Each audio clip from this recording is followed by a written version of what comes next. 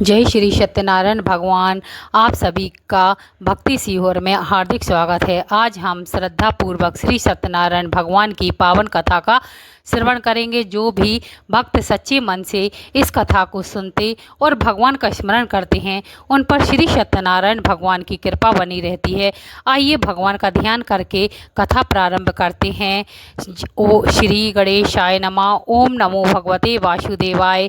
अब श्री सत्यनारायण भगवान की पावन कथा प्रारंभ करते हैं। श्री व्यास जी ने कहा, एक समय नैमिषारण्य तीर्थ में सैनक आदि सभी ऋषियों और मुनियों ने पुराण शास्त्र के वक्ता श्री सूत जी महाराज से पूछा। ऋषियों ने कहा, महामुनि, किस व्रत अथवा तपस्या से मनोवांछित फल प्राप्त होता है, उसे हम सब सुनना चाहते हैं, आप कहें। श्री सूत जी बोले, इसी प्रकार देवर्षि नारद जी के द्वारा भी पूछे जाने पर भगवान कमलापति ने उनसे जैसा कहा था उसे कह रहा हूँ। आप लोग सावधान होकर सुने। एक समय योगी नारद जी लोगों के कल्याण की कामना से विविध लोकों में भ्रमण करते हुए मृत्युलोक में आए और यहाँ उन्होंने अपने कर्म के अनुसार नाना योनियों में उत्पन्न सभी प्राणियों को अनेक प्रकार के कलेश दुख भोगते हुए देखा तथा किस उपाय से इनके दुखों का सुनिश्चित रूप से नाश हो सकता है, ऐसा मन में विचार करके वे विष्णु लोक गए। वहाँ 4 भुजा वाले और शंख चक्र गदा पद तथा वनमाला से विभूषित शुक्ल वर्ण भगवान नारायण का दर्शन कर उन देवादिदेव वे स्तुति करने लगे। नारद जी बोले, हे वाणी और मन से परे स्वरूप वाले, अंतर शक्ति संपन्न, आदि मध्य और अंत से रहित, निर्गुण और सकल कल्याणमय, गुणों से संपन्न, स्थावर जंगातात्मक, निखिल सृष्टि प्रचंड के कारणभूत तथा भक्तों की पीड़ा नष्ट करने वाले परमात्मा, आपको नमस्कार है। स्तुति सुनने के अनंतर भगवान श्री विष्णु ने नारद जी से कहा। श्री भगवान ने कहा, महाभाग, आप किस प्रयोजन से यहाँ आए हैं? आपके मन में क्या है, कहिए, वह सब कुछ मैं आपको बताऊंगा। नारद जी बोले, भगवान, मृत्युलोक में आपने पाप कर्मों के द्वारा विभिन्न योनियों में उत्पन्न सभी लोग बहुत प्रकार के कलेशों से दुखी हो रहे हैं। हे नाथ, किस लघु उपाय से उनके कष्टों का निवारण हो सकेगा? यदि आपकी मेरे ऊपर कृपा हो तो वह सब मैं सुनना चाहता हूँ, उसे बताएं। श्री भगवान ने कहा, हे वत्स, संसार के ऊपर अनुग्रह करने की इच्छा से आपने बहुत अच्छी बात पूछी है। जिस व्रत के करने से प्राणी मोह से मुक्त हो जाता है उसे आपको बताता हूँ, सुने। हे वत्स, स्वर्ग और मृत्युलोक में दुर्लभ एक महान पुण्यप्रद व्रत है। आपके स्नेह के कारण इस समय में उसे कह रहा हूँ। अच्छी प्रकार विधि विधान से भगवान सत्यनारायण का व्रत करके मनुष्य शीघ्र ही सुख प्राप्त कर परलोक में मोक्ष प्राप्त कर सकता है। भगवान की ऐसी वाणी सुनकर नारद मुनि ने कहा। नारद जी बोले, प्रभु, इस व्रत को करने का क्या फल है? इसका विधान क्या है? इस व्रत को किसने किया और कब इसे करना चाहिए? यह सब विस्तार पूर्वक बताइए। श्री भगवान ने कहा, यह सत्यनारायण व्रत दुख शोक आदि का शमन करने वाला, धन धान्य की वृद्धि करने वाला, सौभाग्य और संतान देने वाला तथा सर्वत्र विजय प्रदान करने वाला है। जिस किसी भी दिन भक्ति और श्रद्धा से समन्वित होकर मनुष्य ब्राह्मणों और बंधु बांधवों के साथ धर्म में तत्पर होकर सायंकाल भगवान सत्यनारायण की पूजा करें। नैवेद्य के रूप में उत्तम कोटि के भोजनीय पदार्थों को सबाय मात्रा में भक्ति पूर्वक अर्पित करना चाहिए। केले का फल, घी, दूध, गेहूं का चूर्ण अथवा गेहूं के चूर्ण के अभाव में साठी चावल का चूर्ण, शक्कर या गुड़, यह सब साक्ष्य सामग्री सबाय मात्रा में एकत्रित कर निवेदित करनी चाहिए। बंधु बांधवों के साथ श्री सत्यनारायण भगवान की कथा सुनकर ब्राह्मण को दक्षिणा देनी चाहिए। तदंतर बंधु बांधवों के साथ ब्राह्मण को भोजन कराना चाहिए। भक्ति पूर्वक प्रसाद ग्रहण करके नित्य गीत आदि का आयोजन करना चाहिए। तदंतर भगवान सत्यनारायण का स्मरण करते हुए अपने घर जाना चाहिए। ऐसा करने से मनुष्यों की अभिलाषा अवश्य ही पूर्ण होती है। विशेष रूप में कलयुग में पृथ्वी लोक में यह छोटा सा उपाय है। प्रथम अध्याय पूर्ण। श्रीमन नारायण नारायण नारायण। प्रारंभ। श्री सूत जी बोले, हे द्विज, अब मैं पुनः पूर्व काल में जिसने इसे सत्यनारायण व्रत को किया था उसे भली भांति विस्तार पूर्वक कहूँगा। रमणीय काशी नगर नामक नगर में कोई अत्यंत निर्धन ब्राह्मण रहता था। भूख और प्यास से व्याकुल होकर वह प्रतिदिन पृथ्वी पर भटकता रहता था। ब्राह्मण प्रिय भगवान ने उस दुखी ब्राह्मण को देखकर वृद्ध ब्राह्मण का रूप धारण करके उस द्विज से आदर पूर्वक पूछा, हे विप्र, प्रतिदिन अत्यंत दुखी होकर तुम किस लिए पृथ्वी पर भ्रमण करते रहते हो? हे द्विज, यह सब बताओ, मैं सुनना चाहता हूँ। ब्राह्मण बोला, प्रभु, मैं अत्यंत दरिद्र ब्राह्मण हूँ और भिक्षा के लिए ही पृथ्वी पर घूमा करता हूँ, और यदि आप कुछ उपाय जानते हो तो कृपया पूर्वक बताइए। वृद्ध ब्राह्मण ने कहा, सत्यनारायण भगवान विष्णु अभिष्ट फल को देने वाले हैं। हे विप्र, तुम उनका उत्तम व्रत और पूजन करो, जिसे करने से मनुष्य सभी दुखों से मुक्त हो जाता है। और व्रत के विधान को भी ब्राह्मण से यत्न पूर्वक कहकर वृद्ध ब्राह्मण रूपधारी भगवान सत्यनारायण वहीं पर अंतर्ध्यान हो गई। वृद्ध ब्राह्मण ने जैसा कहा है उस व्रत को अच्छी प्रकार से वैसा ही करूँगा। यह सोचते हुए उस ब्राह्मण को रात में नींद नहीं आई। तदनंतर प्रातःकाल उठकर सत्यनारायण का व्रत करूँगा, ऐसा संकल्प कर वह ब्राह्मण भिक्षा के लिए चल पड़ा। उस दिन ही ब्राह्मण को बहुत सा धन प्राप्त हुआ। उसी धन से उसने बंधु बांधवों के साथ भगवान सत्यनारायण का व्रत किया। इस व्रत के प्रभाव से वह श्रेष्ठ ब्राह्मण सभी दुखों से मुक्त होकर समस्त संपत्तियों से संपन्न हो गया। उस दिन से लेकर प्रत्येक महीने उसने यह व्रत किया। इस प्रकार भगवान सत्यनारायण के इस व्रत को कर वह श्रेष्ठ ब्राह्मण सभी पापों से मुक्त हो गया और उसने दुर्लभ मोक्ष पद को प्राप्त किया। हे विप्र, पृथ्वी पर जब भी कोई मनुष्य श्री सत्यनारायण का व्रत करेगा उसी समय उसके समस्त दुख नष्ट हो जाएंगे। हे ब्राह्मणों, इस प्रकार भगवान सत्यनारायण ने महात्मा नारद जी से जो कुछ कहा मैंने वह सब कुछ आप लोगों से कह दिया। आगे अब और क्या कहूँ? ऋषियों ने कहा, हे मुनि, इस पृथ्वी पर उस ब्राह्मण से सुने हुए इस व्रत को किसने किया, हम वह सब सुनना चाहते हैं। हमारी श्रद्धा हो रही है। श्री सूत जी बोले, मुनियों, पृथ्वी पर जिसने यह व्रत किया उससे आप लोग सुने।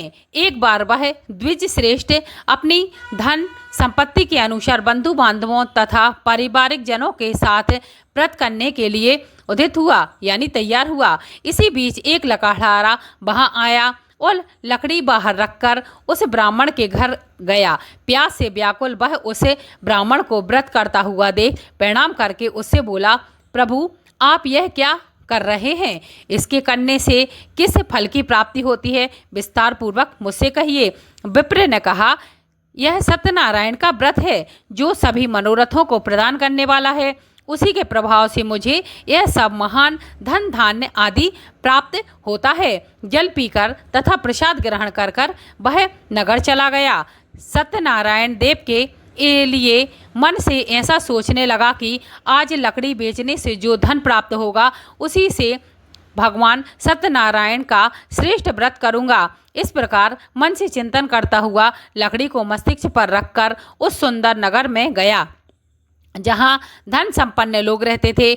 उस दिन उसने लकड़ी का दुगना मूल्य प्राप्त किया। तदंतर प्रसन्न हृदय होकर वह पके हुए केले का फल, शर्करा, घी, दूध और गेहूं का चूर्ण सवाय मात्रा में लेकर अपने घर गया। तत्पश्चात उनने बंधुओं को बुलाकर विधि विधान से भगवान श्री सत्यनारायण का व्रत किया। उस व्रत के प्रभाव से वह धन पुत्र से संपन्न हो गया और इस लोक में अनेक सुखों का उपभोग कर अंत में सत्यपुर चला गया। श्री सत्यनारायण भगवान का द्वितीय अध्याय। श्रीमन तृतीय अध्याय प्रारंभ। श्री सूत जी बोले, श्रेष्ठ मुनियों, अब मैं पुनः आगे की कथा कहूँगा, आप लोग सुने। प्राचीन काल में उल्कामुख नाम का एक राजा था। वह जितेंद्रिय, सत्यवादी और अत्यंत बुद्धिमान था। वह विद्वान राजा प्रतिदिन देवालय जाता और ब्राह्मणों को धन देकर संतुष्ट करता था। कमल के समान मुख वाली उसकी धर्म पत्नी शील, विनय और सौंदर्य आदि गुणों से संपन्न तथा पतिपरायण थी। राजा भद्रशिला नदी तट पर श्री सत्यनारायण व्रत कर रहा था। उसी समय व्यापार के लिए अनेक प्रकार की पुष्कल धनराशि से संपन्न एक साधु वहां आया। भद्रशिला नदी के तट पर नाव को स्थापित कर वह राजा के समीप गया और राजा को उस व्रत में दीक्षित देखकर विनय पूर्वक पूछने लगा। साधु ने कहा, राजन, आप भक्ति युक्त चित्त से यह क्या कर रहे हैं? कृपया वह सब बताइए, इस समय मैं सुनना चाहता हूँ। राजा बोले, हे साधु, पुत्र आदि की प्राप्ति की कामना से आपने बंधु बांधवों के साथ में अतुल तेज संपन्न भगवान विष्णु का व्रत एवं पूजन कर रहा हूँ। राजा की बात सुनकर साधु ने आदरपूर्वक कहा, राजन, इस विषय में आप मुझे सब कुछ विस्तार से बताइए। आपके कथन अनुसार मैं करूँगा। मुझे भी संतति नहीं है, इससे अवश्य ही संतति प्राप्त होगी। ऐसा विचार कर वह व्यापार से निवृत्त हो आनंद पूर्वक अपने घर आया। उसने अपनी भार्या से संतति प्रदान करने वाले इस सत्य व्रत को विस्तार पूर्वक बताया तथा जब मुझे संतति की प्राप्ति होगी तब मैं इस व्रत को करूँगा। इस प्रकार उस साधु ने अपनी भार्या लीलावती से कहा। एक दिन उसकी लीलावती नाम की सती साध्वी भार्या पति के साथ आनंद चित्त से ऋतुकालीन धर्माचरण में प्रवृत्त हुई और भगवान श्री सत्यनारायण की कृपा से उसकी वह भार्या गर्भिणी हुई। 10वें महीने में उससे कन्या रत्न की उत्पत्ति हुई और वह शुक्ल पक्ष के चंद्रमा की भांति दिन प्रतिदिन बढ़ने लगी। उस कन्या का कलावती यह नाम रखा गया। इसके बाद एक दिन लीलावती ने अपने स्वामी से मधुर वाणी में कहा, आप पूर्व में संकल्पित श्री सत्यनारायण के व्रत को क्यों नहीं कर रहे हो? साधु बोला, प्रिय, इसके विवाह के समय व्रत करूँगा। इस प्रकार अपनी भार्या को भली भांति आश्वासन कर नगर की ओर चला गया। इधर कन्या कलावती पिता के घर में बढ़ने लगी। तदंतर धर्मज्ञ साधु ने नगर में सखियों के साथ कन्या को विवाह योग्य देखकर आपस में मंत्रणा करके कन्या के विवाह के लिए श्रेष्ठ वर का अन्वेषण करो, ऐसा दूत से कहकर शीघ्र ही उसे भेज दिया। उसकी आज्ञा प्राप्त करके दूत कंचन नामक नगर में गया और वहां से एक बड़िक का पुत्र लेकर आया। साधु ने उस बड़िक के पुत्र को सुंदर और गुणों से संपन्न देखकर अपनी जाति के लोगों तथा बंधु बांधवों के साथ संतुष्ट चित्त हो विधि विधान से बड़िक पुत्र के हाथ में कन्या का दान कर दिया। उस समय वह दुर्भाग्यवश भगवान का वह व्रत करना भूल गया और विवाह के समय में व्रत न करने के कारण भगवान उस पर रुष्ट हो गए। कुछ समय के पश्चात अपने व्यापार कार्य में कुशल वह साधु बणिक के काल की प्रेरणा से अपने दामाद के साथ व्यापार करने के लिए समुद्र के समीप स्थित रतनसारपुर नामक सुंदर नगर में गया और अपने श्री संपन्न दामाद के साथ वहां व्यापार करने लगा। तदंतर भी दोनों राजा चंद्रकेतु के रमणीय उस नगर में गए। उसी समय भगवान श्री सत्यनारायण ने उस भ्रष्ट प्रतिज्ञा देखकर उसे दारुण कठिन और महान दुख प्राप्त होगा यह श्राप दे दिया। एक दिन एक चोर राजा के धन को चुराकर वहीं आया जहां दोनों बणिक स्थित थे। वह अपने पीछे दौड़ते हुए दूतों को देखकर भयभीत चित्त से धन वहीं छोड़कर शीघ्र ही छिप गया। इसके बाद राजा के दूत वहां आ गए।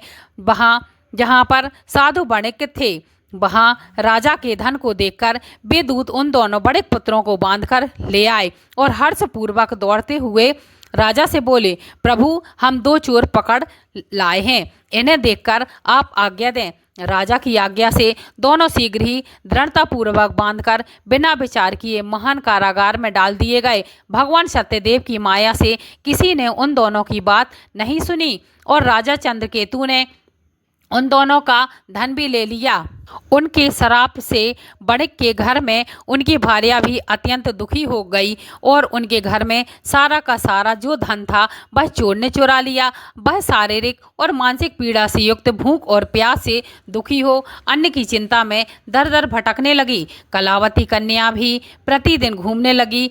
एक दिन सुधा से पीड़ित वह एक ब्राह्मण के घर पहुंची। वहां जाकर उसने श्री सत्यनारायण के व्रत पूजन को देखा। वहां बैठकर उसने कथा सुनी और वरदान मांगा। तदंतर प्रसाद ग्रहण करके वह कुछ रात होने पर घर गई। माता लीलावती ने कलावती कन्या से प्रेम पूर्वक पूछा, पुत्री, रात में तू कहाँ रुक गई थी? तुम्हारे मन में क्या है? कलावती कन्या ने तुरंत माता से कहा, माँ, मैंने एक ब्राह्मण के घर में मनोरथ प्रदान करने वाला व्रत देखा है।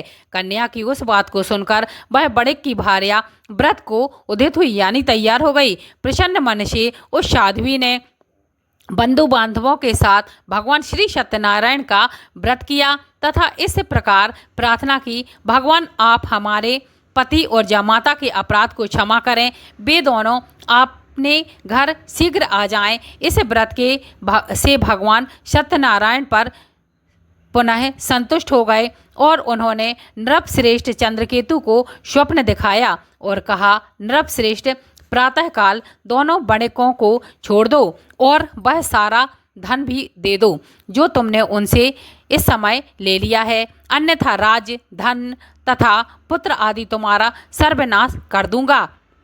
राजा ने स्वप्न ऐसा कहकर भगवान सत्यनारायण अंतर्ध्यान हो गए। इसके अनंतर प्रातःकाल राजा ने अपने सभासदों के साथ सभा के मध्य बैठकर अपना स्वप्न लोगों को बताया और कहा, दोनों बंदी बड़िक पुत्रों को शीघ्र ही मुक्त कर दो। राजा की ऐसी बात सुनकर वे राजपुरुष दोनों महाजनों को बंधन मुक्त करके राजा के सामने लाकर विनय पूर्वक बोले, महाराज, बेड़ी बंधन से मुक्त करके दोनों बड़िक पुत्र लाए गए हैं। इसके बाद दोनों महाजन नृपश्रेष्ठ चंद्रकेतु को प्रणाम करके अपने पूर्व वृत्तांत का स्मरण करते हुए भयभीत हो गए और कुछ बोल न सके। राजा ने बड़े पुत्रों को देखकर आदर पूर्वक कहा, आप लोगों को प्रबंध बस यह महान दुख प्राप्त हुआ है। इस समय अब कोई भय नहीं है। ऐसा कहकर उनकी बेड़ी खुलवाकर सौर कर्म आदि करवाया। राजा ने वस्त्र अलंकार देकर उन दोनों बड़े पुत्रों को संतुष्ट कर तथा सामने बुलाकर वाणी द्वारा अत्यंत आनंदित किया। पहले जो धन लिया था उसे दूना करके दिया। तदंतर राजा ने पुनः उनसे कहा, साधु, अब आप अपने घर को जाएं। राजा को प्रणाम करके आपकी कृपा से हम जा रहे हैं। ऐसा कहकर उन दोनों महावैश्यों ने अपने घर की ओर प्रस्थान किया। तृतीय अध्याय समाप्त। अध्याय प्रारंभ। श्री सूत जी बोले, साधु मंगलाचरण कर और ब्राह्मणों को धन देकर अपने नगर के लिए चल पड़ा। साधु के कुछ दूर जाने पर भगवान सत्यनारायण की जिज्ञासा हुई, साधु, तुम्हारी नाव में क्या भरा है? तब धन के मद में चूर दोनों महाजनों ने अवहेलना पूर्वक हंसते हुए कहा, डांडी, क्यों पूछ रहे हो? क्या कुछ द्रव्य लेने की इच्छा है? हमारी नाव में तो लता और पत्ते आदि भरे हैं। ऐसी निष्ठुर वाणी सुनकर तुम्हारी बात सच हो जाए, ऐसा कहकर डांडी सन्यासी का रूप धारण किए हुए भगवान कुछ दूर जाकर समुद्र के समुद्र पे बैठ गए। डांडी के चले जाने पर नित्य क्रिया करके ने के पश्चात उतराई हुई नौका को देखकर साधु अत्यंत आश्चर्य में पड़ गया और नाव में लता और पत्ते आदि को देखकर मूर्छित हो पृथ्वी पर गिर पड़ा। सचेत होने पर बड़े पुत्र चिंतित हो गया।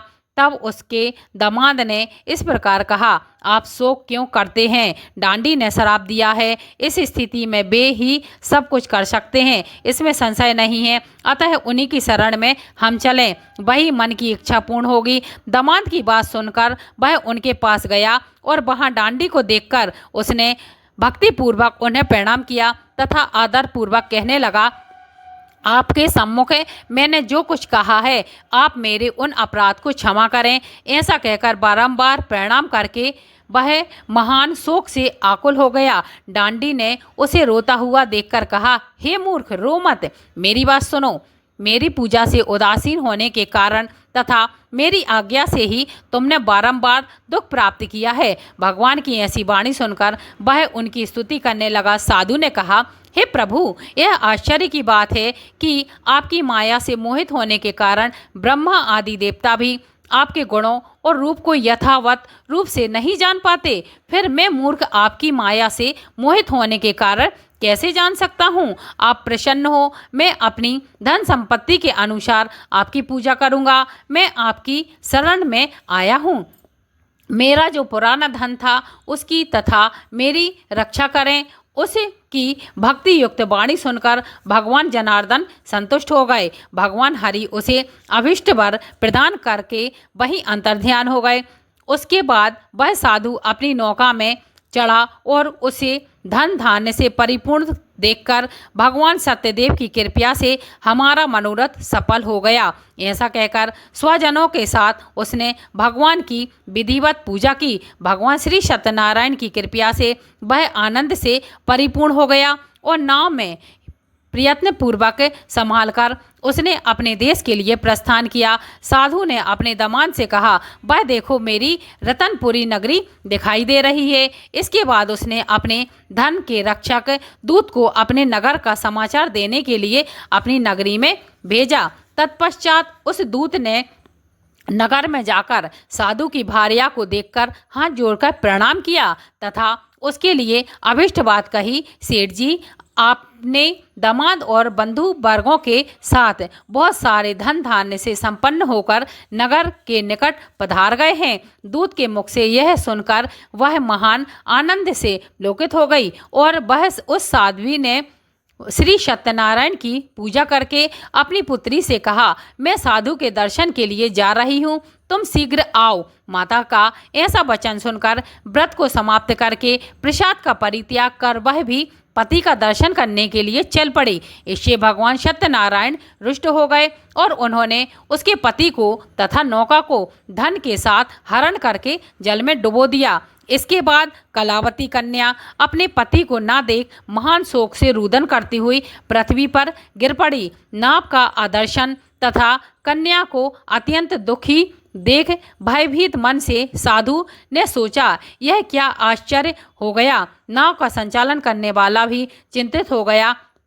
तदनंतर वह लीलावती भी कन्या को देखकर विलाप करने लगी और अत्यंत दुख से विलाप करती हुई अपने पति से इस प्रकार बोली, अभी अभी नौका के साथ वह कैसे अलक्षित हो गया। न जाने किस देवता की उपेक्षा से वह नौका हरण कर ली गई है और श्री सत्यनारायण का महत्व कौन जान सकता है। ऐसा कहकर वह स्वजनों के साथ विलाप करने लगी तथा कलावती कन्या को गोद में लेकर रोने लगी।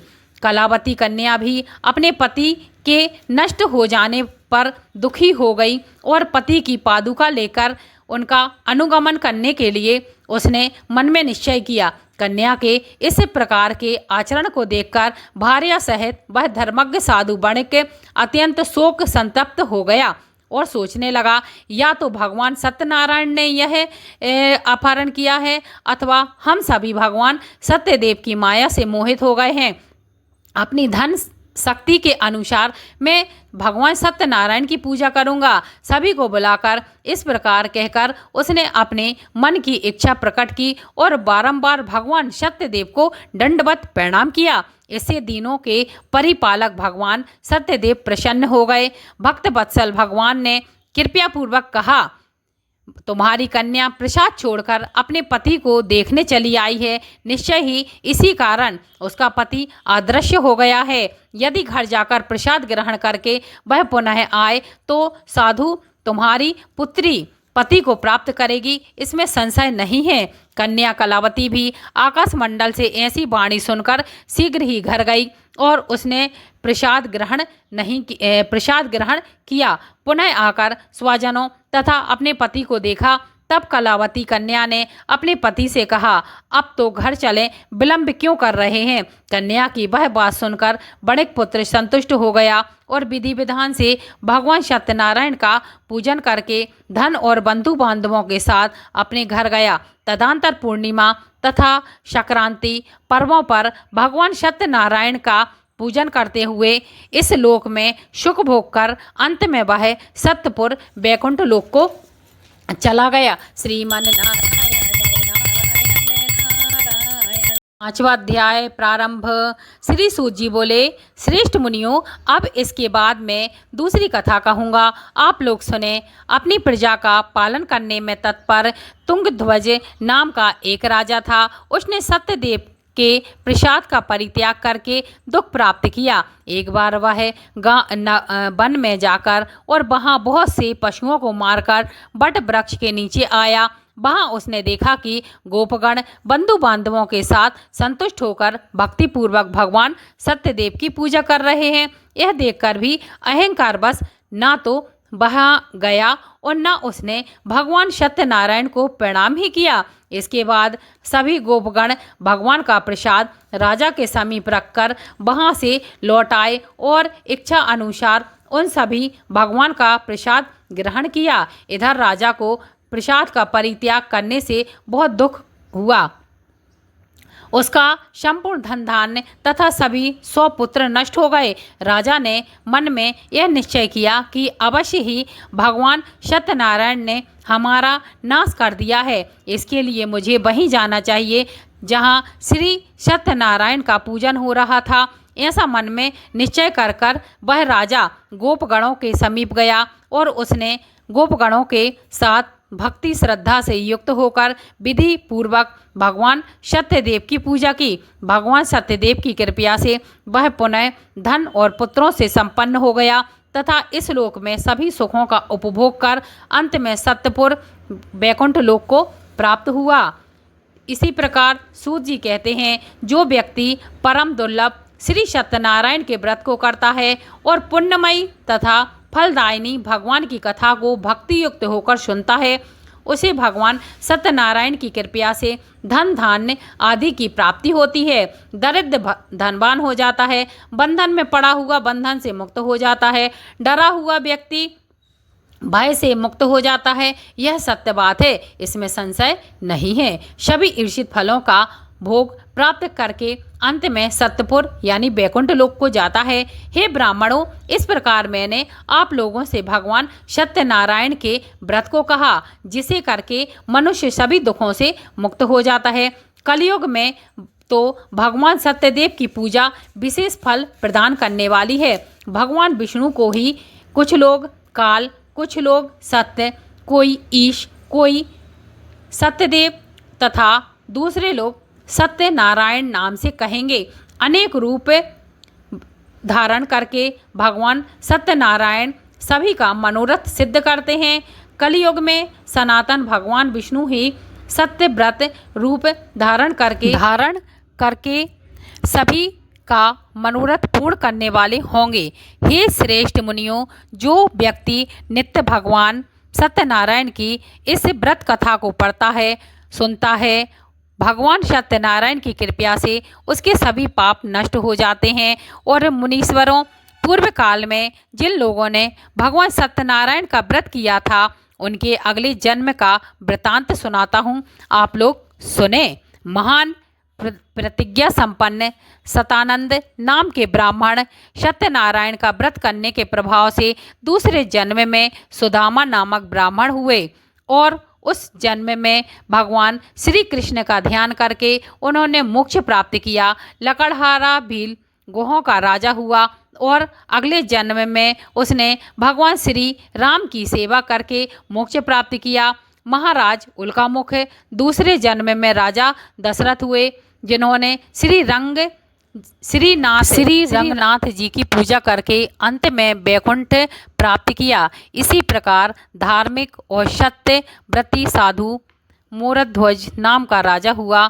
उसने ओर से चीरकर अपने पुत्र की आधी देह भगवान विष्णु को अर्पित कर मोक्ष प्राप्त किया। महाराज तुंगध्वज जन्मांतर में समन्वय हुए और भगवान भक्त संबंधी संपूर्ण कार्यों का अनुष्ठान करके वैकुंठ लोक को प्राप्त हुए। जो गोपगण थे वे सब जन्मांतर में ब्रज मंडल में निवास करने वाले गोप हुए। सभी राक्षसों का संहार करके उन्होंने भी भगवान का शाश्वत धाम गोलोक प्राप्त किया। श्री सत्यनारायण भगवान का 5वां अध्याय पूरा हुआ। श्री नारायण नारायण नारायण। श्री सत्यनारायण भगवान की जय। यदि आपको वीडियो पसंद आई हो तो लाइक करें, सब्सक्राइब करें और कमेंट करें, और श्री सत्यनारायण भगवान की कथा हर पूर्णिमा पर जरूर सुनें। श्री शिवाय नमस्तुभ्याम। ओम नमो भगवते वासुदेवाय नमः। भगवान जैसी सब पर कृपा की, प्रभु ऐसी सारे संसार पर रक्षा करें, सभी पर रक्षा करें, हम इन दुखियों पर रक्षा करें। हम तो बच्चे हैं, हमसे कुछ नहीं बनता। हे प्रभु, गलतियों हुई हो जो तो क्षमा करें और अपने चरणों में जरूर स्थान